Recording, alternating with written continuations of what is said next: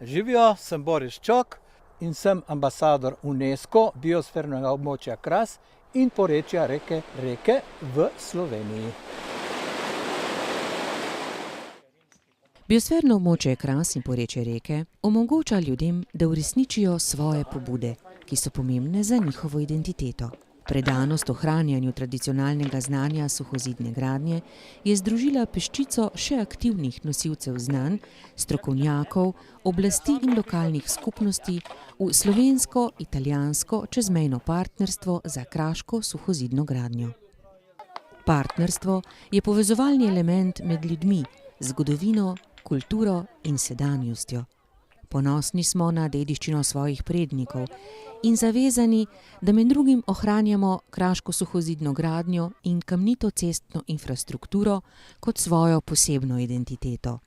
Skozi znanje in dialog delamo skupaj za krepitev partnerstva med generacijami in državami. Moje biosferno območje je ponosno, da deli to izkušnjo.